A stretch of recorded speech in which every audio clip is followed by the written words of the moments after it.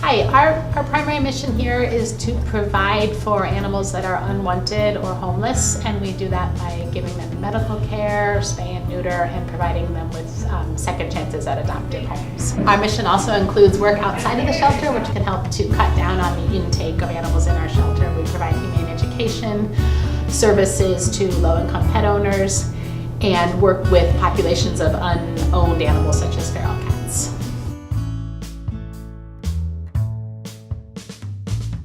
There is no time limit. That's another great question. We're really fortunate in Vermont and New England in general to have such a good handle on pet overpopulation that we don't have to set time limits. And in fact, we're even able, and there's a trend toward New England shelters helping shelters in other parts of the country, which are still facing such an influx of unwanted animals that they do sometimes set time limits. We have no time limits here. We have cats who have been here for longer than a year. We have dogs who have been here for months. Our goal is just to keep them healthy and mentally happy while they're here waiting for that person to come. The process of adoption has opened up in the past 10 or 20 years, where now adoption counselors, both at our shelter and around the state, want to spend their time and effort helping people make the best match they can with a pet, and then giving people the tools that they'll need to have a successful pet ownership. So rather than judging and saying, oh, you don't have a fenced-in yard, you can't have a dog, we might say, oh, you don't have a fenced-in yard, let's talk about how else you can get your dog exercise. So things like that. It's more about giving people tools to succeed than judging them as they presently are. For organizations like Homeward Bound, what that does is it moves the process along. You adopt one, and so there's room for another. And you know, as we were talking about, I mean, we're very, very blessed to have organizations like Homeward Bound, which is a no-kill facility, because it's not like that everywhere. And so when you adopt, you're saving actually 2 lives, the animal that you are adopting, and then the new one that gets to take his or her place.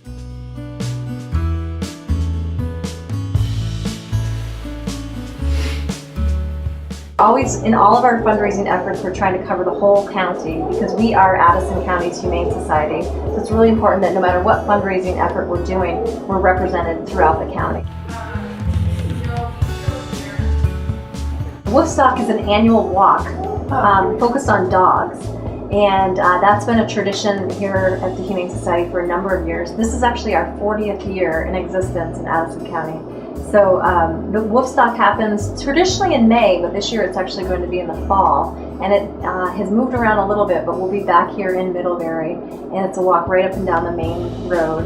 And it's humans and their dogs. And that's a great way for individuals to raise money because, like any other walk, it's a very simple event. You collect pledges for your walk, for your dog, and then you turn them in that day. And that's a significant fundraiser. Last year that raised about $27,000 for Homeward Bound. And we really encourage school children and teenagers to get involved with that sort of event. And it's a fun event. It raises a significant amount of money, but it's also great for awareness building, being right on Main Road in the hub of Addison County.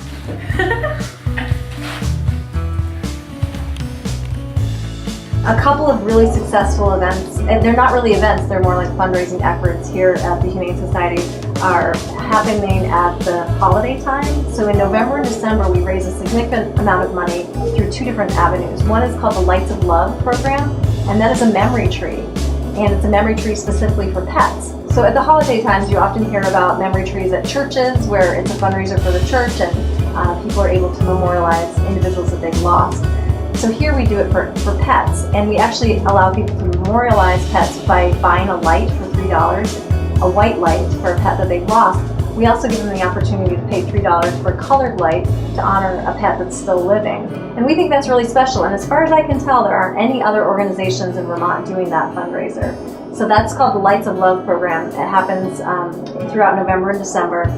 And then it culminates with a tree lighting ceremony here at the shelter in mid-December. That's really special. At the same time we're doing that, we're also doing a holiday guardian angel program that's hugely popular. That raised about $15,000 for us in November and December. The Lights of Love program raised almost $10,000. The Holiday Guardian Angel program is a program where an individual can sponsor a cat kennel or a dog kennel for a period of time, anywhere from a month to a year. And they can do that in honor of a pet, in honor of a person. They can do it as a gift. A lot of people send in money and they have us send a little placard to someone as a gift. So that again is a nice way for people to support the shelter and kind of fulfill their gift-giving needs as well. And it's really special. If you look around the shelter, throughout the year we do the Guardian Angel program. At the holiday time we do red and green plaques that are on the cages and kennels. Throughout the rest of the year it's more of a sky motif, but all the same, people think that's really special, and it does raise a lot of money for us. We have a great deal of support from the local restaurants in and around Addison County through our dining card program. That is a significant fundraiser for us. So far for 2015, we have raised about $13,000 through the dining card program. We have 23 participating restaurants throughout the region, and they agreed to do a buy one get one free entree deal, and they provide that at no cost to us, and then we are able to sell those cards with 100% of the proceeds coming back to benefit the animals here at the shelter. We have a great variety of restaurants. There are many that are on the card year in and year out, and then each year we try to add a few new ones. This year we added the Baily Ryan in Middlebury, as well as Carol's Hungry Mind and 51 Main. So we offer just a lot of great opportunities for people to dine out. It's a win-win. They're supporting the shelter, they're extending their entertainment budget, and they're supporting local businesses. But those restaurants are a great example of local support that we receive here in the shelter.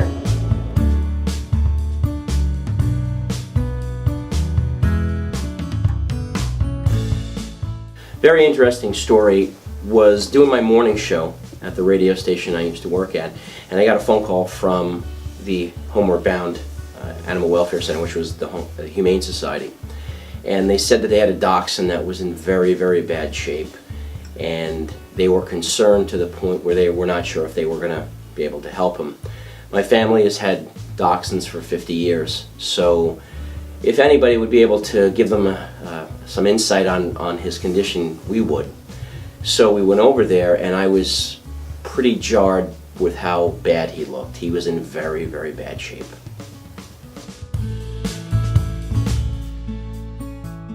What we're doing, and this type of work really is a national story. His story is something really that everybody needs to hear about. I mean, if you think about it, what happened to him and his outcome, the odds against him having an outcome like this are pretty high. So he really is very, very lucky, but we're also very lucky because he's here with me to tell that story. Because as you know, you can read a history book or you can look at something somebody hands you to read, but when you've got a living, breathing creature in front of you and you can say, this is the face of animal abuse or domestic violence, that's pretty impactful.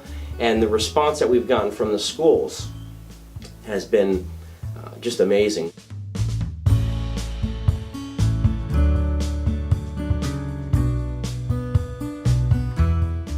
One of the good things I think for me was that you don't get to know too much about their background, because as someone who would never be able to condone any type of animal abuse, I'm not sure that I wanted to know that, but we know that he was abused by a man and his children, which is something that really is pretty upsetting to me.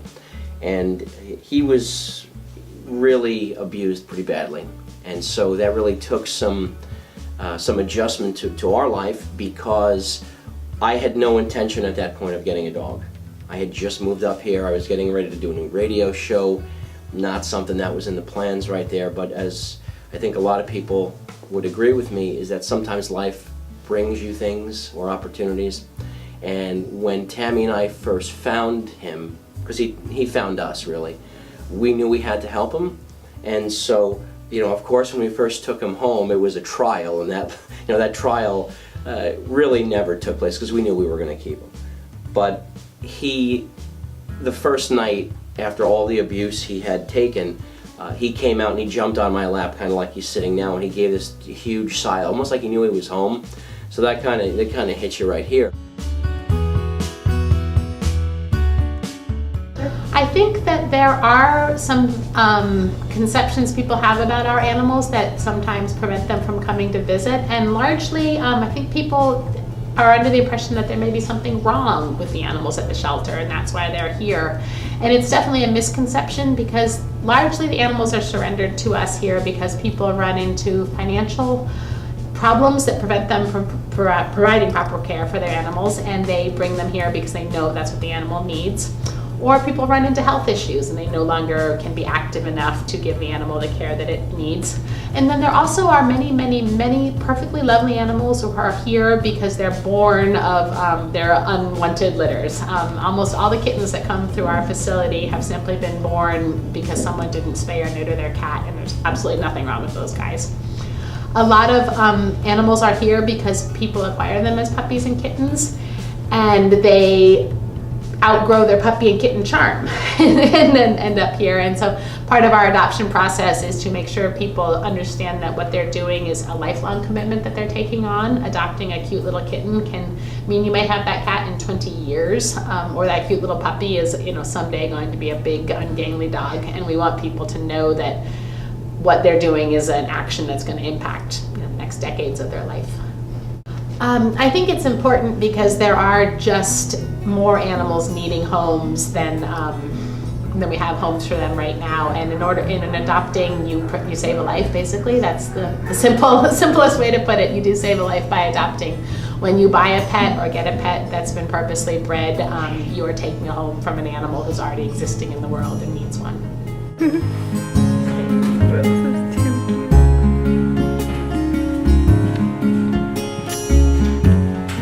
Really is an epidemic of adoptable animals that are euthanized in our country every year.